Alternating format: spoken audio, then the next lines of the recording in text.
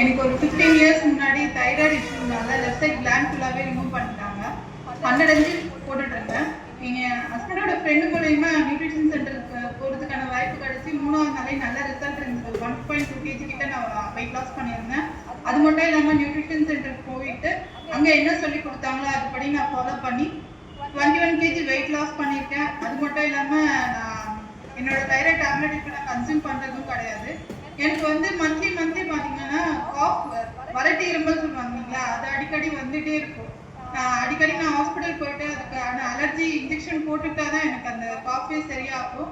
அந்த மாதிரி இருந்தேன். அது மட்டும் இல்லாமல் அந்த டைம்லலாம் என்னால் ஒர்க் எதுவுமே வீட்டில் எந்த வேலையுமே செய்ய முடியாது. சோர்ந்து படுத்துப்பேன். இங்கே வந்து நான் எவ்வளோக்கு எவ்வளோ நல்லா கூலிங்காக ஷேக் குடிக்கிறேன். ஒரு டாக்டர் விசிட் எதுவுமே கிடையாது. கேக்குதா மேடம்? சொல்லுங்க மேம். டாக்டர் விசிட் எதுவுமே கிடையாது. அது மட்டும் இல்லாம என்னோட பையனுக்கு வந்து ஒரு 12 வயசுல வந்து ஒரு ஹெல்த் இஷ்யூஸ் இருந்தது. ஹீமோகுளோபின் லெவல் கம்மியா இருக்கும். அவனுக்காக வந்து 4 to 5 times நான் வந்து பிளட்டுமே ஏற்றிருக்கேன். ரொம்ப கம்மியா இருக்கும். டாக்டர்ஸ் வந்து என்ன சொன்னாங்கன்னா, அது அதிகப்படுத்துறதுக்கு நீங்க ப்ரோட்டீன் லெவலை வந்து இன்க்ரீஸ் பண்ணாதான் சரியா இருக்கும் அப்படின்னு சொல்லுவாங்க. ஸோ அவனுக்கு வந்து நான் வீக்லி போயிட்டு இருந்தேன் ஹாஸ்பிட்டல் விசிட். அந்த டைம்ல அப்பவுமே அவனுக்கு சரியா இல்லை.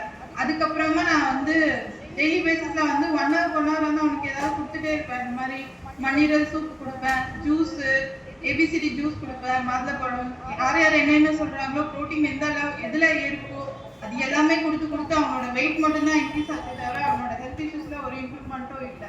இங்க நியூட்ரிஷன் சென்டர்ல நான் போயிட்டு இங்க ரிசல்ட்டை கேட்டு, அதே மாதிரி இந்த ஜூம்ல ரிசல்ட்டை கேட்டு, நம்ம பையனுக்கும் ஏன் அதை கொடுக்கக்கூடாது, டைனோஷேக் ஷேக்கு கொடுக்கக்கூடாதுன்னு டெய்லி பேசிஸ்ல அதை கொடுத்துட்டு வந்தேன். அவனுக்கு வந்து ஹெல்த்ல நல்லா இம்ப்ரூவ்மெண்ட் இருக்கு.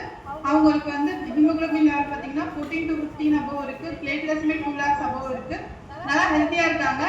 இப்போ 5 kg வெயிட் லாஸ் பண்ணியிருக்காங்க. அவங்க இப்போ 10th ஸ்டாண்டர்ட் படிக்கிறாங்க. ஸோ ரீபிஸ்ட் பத்தி சொன்னீங்க இல்லையா?